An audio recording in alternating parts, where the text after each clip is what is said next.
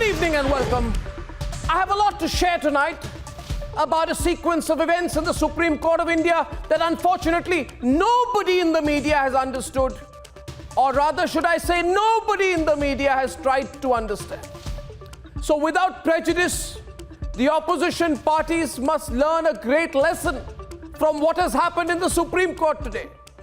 Various lessons, the first of which that by trying to apply pressure on the Supreme Court by coming together and writing in your petition that together you won 42.5% of the vote in the Lok Sabha elections and hence must not be investigated for corruption won't work.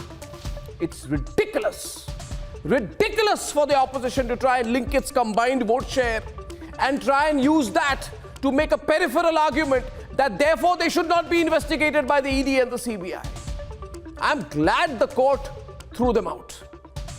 Lesson number two, that you argue that because more of them are being accused of corruption, they are being victimized, is a silly argument. It's okay to sell that unsuspecting line to unsuspecting audiences in London, but you cannot try that trick in the Supreme Court. The opposition petition argued by Abhishek Singhvi tried making the point that since 95% of the cases, according to them, are against opposition leaders, they must be presumed to be innocent. It's a sensationally silly point. Are we to begin with the presumption that all men are created corrupt? That all of us are equally corrupt? And hence you and I and all of us should be put in the same bracket as Manish Sisodia and Vijay Mallya? And that you and I and all of us must have done what Sisodia did? Or what Vijay Mallya has done? Well, the more corrupt you are, the more cases of corruption you will face. And just because Robert Vadra and Rahul Gandhi both face corruption charges doesn't mean that all of us have to have done what Rahul Gandhi has done or what Robert Vadra has done. I'm so happy that the court has forced the withdrawal of this shallow petition. Lesson number three, viewers, and tell me later tonight whether you agree with me. The 14 opposition parties tried to come together and say that nobody from them, that is no opposition neta, should be arrested unless he or she has committed an act of physical violence. On that, just see the arrest of the BJP chief Sanjay Bandi in Telangana today.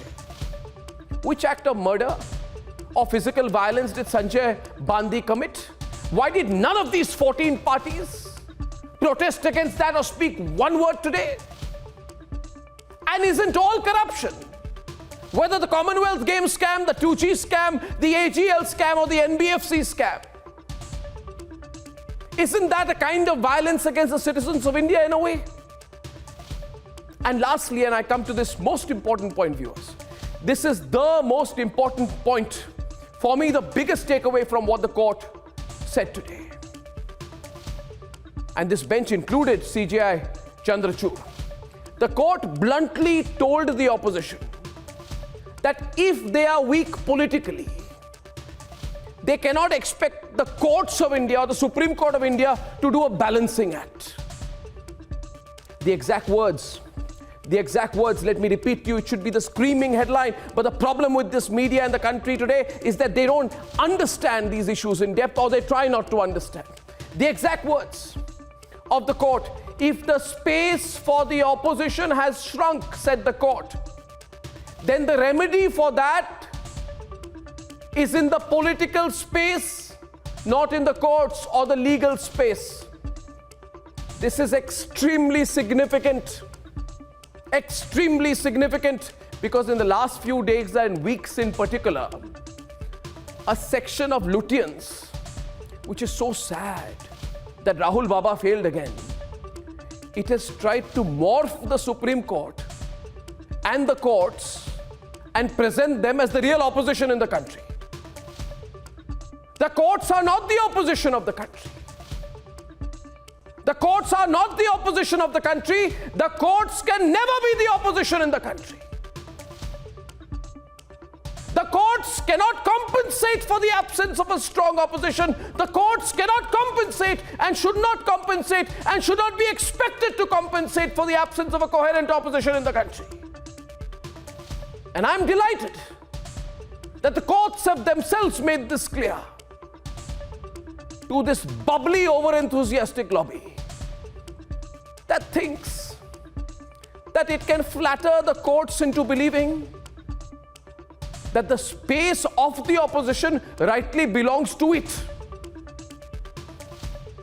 No, it doesn't. The political and legal arenas are different. The political space is different.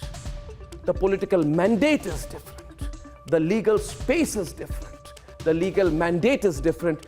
And therefore, the importance of the words of the court today, as well as the larger message of the courts to the people of India and to the opposition parties in particular, need to be understood in depth. Lutyens should carry that last point I made, if they have any sense, as their screaming headline tomorrow morning. That is my challenge to them, that the courts or the legal space cannot, do not, will not, and should not make up for the absence of a coherent or meaningful opposition in the country. Debate number 1 tonight.